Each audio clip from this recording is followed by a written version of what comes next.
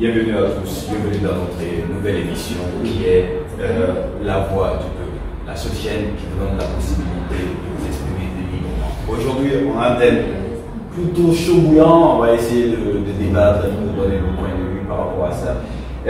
C'est la violence conjugale. On aimerait savoir vraiment qu'est-ce qui cause cela, qu'est-ce qui ne va pas.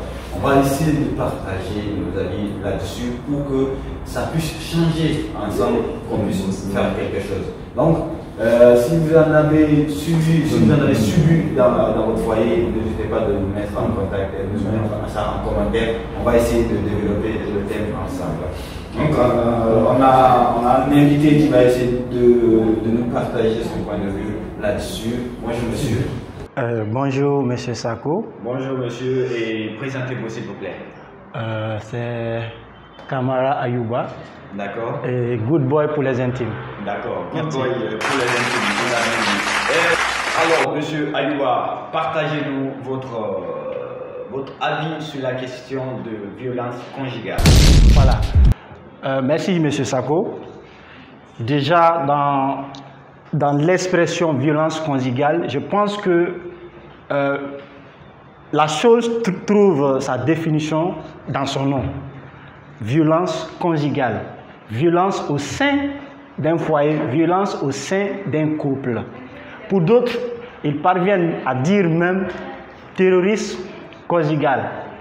Elle s'exprime ou vraiment elle est vue de façon expressive, de façon verbale, psychologique, corporelle et tant d'autres. C'est que la violence conjugale, souvent, ça part des malentendus au sein des foyers. Donc, elle s'exprime de façon psychologique, de façon verbale, de façon physique. Donc, voilà en gros ce que c'est que violence conjugale. Donc, selon vous, la violence conjugale, ça part d'un malentendu entre deux couples, d'un malentendu entre deux personnes. Mais quel message avez-vous pour les femmes qui subissent cela et qui refusent d'en parler parce qu'elles pensent que leur foyer est en danger, leur mariage est en danger? Qu'est-ce que vous pouvez leur dire? Est-ce qu'ils doivent dénoncer pour que ça cesse? Ou est-ce que, je ne sais pas, essayer de mettre un peu la puce à l'oreille? Voilà, merci d'abord. Permettez-moi, avant d'énumérer quelques pistes de conseils pour les couples, permettez-moi d'abord de dire quelques causes concernant les violences conjugales. D'abord, la chose part souvent, je vais parler des causes. Qu'est-ce qui pousse certains conjoints ou certaines conjointes vraiment de s'en rebeller contre les uns et les autres? D'accord? Donc, les causes d'abord des violences conjugales, d'abord, en un premier temps, il faut d'abord il faut éviter les mariages forcés. D'accord. Parce que tout couple est basé, ou tout foyer est basé d'abord en un premier temps sur l'amour. S'il n'y a pas l'amour en un premier temps, je pense qu'aucun foyer, aucun couple ne peut évoluer. Donc, je voudrais dire d'abord d'éviter de sceller ou bien de célébrer des mariages en partant sur la base d'une force quelque part. On force le monsieur à épouser une dame ça ne nous convient pas. Vraiment, on doit essayer d'éviter. Donc, voilà en quelque sorte quelques causes qui peuvent vraiment amener à s'en rebeller dans les couples ou dans les différents foyers. Il faut éviter les mariages forcé, j'allais dire. Le mariage forcé, il faut éviter.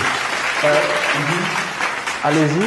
Autant pour moi, vous avez dit tout à l'heure, pour vous, ce qui les causes de cette violence conjugale, c'est pour vous, vous avez cité, mariage forcé. Forcé. D'accord. Malentendu avec deux personnes, un parent prend sa fille au village, il l'envoie à son neveu dans la capitale, et voilà, son neveu n'était pas au courant, ou bien c'est la famille, ou bien je ne sais pas. Ouais. Vous voulez parler de cela, que ça, selon vous, ça peut être l'une des facteurs, l'un des facteurs et l'une des causes. Oui. Donc, si cela est vérifié, cette théorie est vérifiée, oui. Donc vous voulez que les parents n'ont qu'à vraiment oublier ces genres de coutumes. Tout à fait. Pour pouvoir éviter ce genre de violence, il va falloir que les gens s'aiment d'abord. Ouais. Mais je pense que les gens qui s'aiment, serait-il possible qu'il y ait dans ce genre de couple que ça se passe, une violence conjugale ne peut pas se passer dans un couple parfait selon vous? Bon, généralement, je pense que partout où il y a l'amour, il n'y a pas de violence. L'amour d'abord est la plus belle chose au monde. D'accord. Quand nous prenons les différentes religions, on parle de l'amour, on parle de paix. Dieu lui-même, il est amour. La présence de l'amour, il n'y a pas de violence. Il y a la peur, il y a la paix, plutôt dit. Donc, cela voudrait dire que il faut que les couples apprennent plutôt vraiment à s'aimer. S'il n'y a pas l'amour entre les deux couples, je pense que cela peut entraîner les différentes violences au sein des foyers. Donc voilà des raisons qui me poussent vraiment à dire, avant tout, dans les foyers, il faut que les couples apprennent à s'aimer.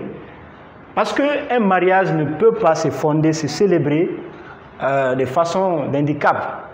Donc il faut qu'il y ait d'abord, entre les deux côtés, vraiment un sentiment consentant de la part de madame et de la part de monsieur. Sur cette base, je pense que, parlant de violence, ça va être quelque chose vraiment incertain. Super, monsieur Aliba, pour éviter la violence conjugale, il faut que les deux couples s'aiment.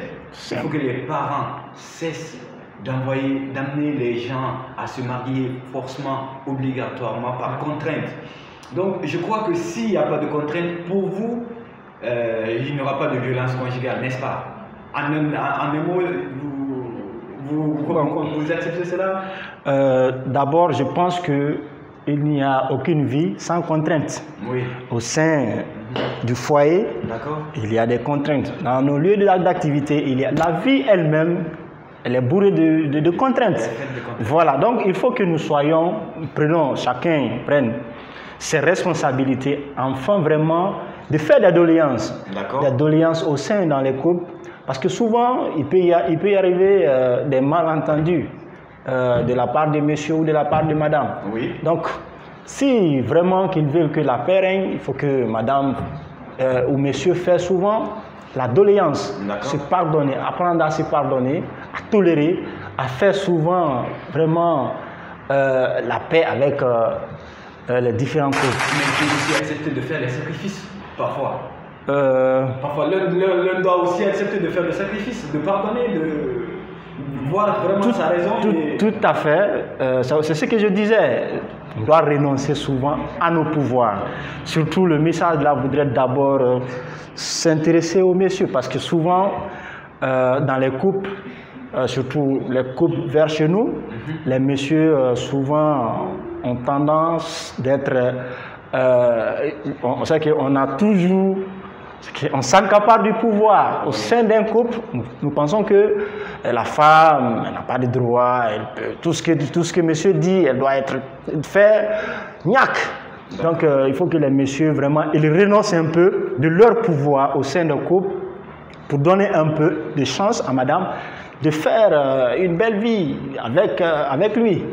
Donc voilà en quelque sorte les raisons qui me poussent à dire de ne pas être toujours autoritaire. L'autorité au sein d'un foyer, vraiment, c'est pas primordial. Monsieur Ayoub Kamara nous dit, oui, faites l'amour, ne faites pas la guerre pour éviter la violence conjugale. Et surtout, accepter de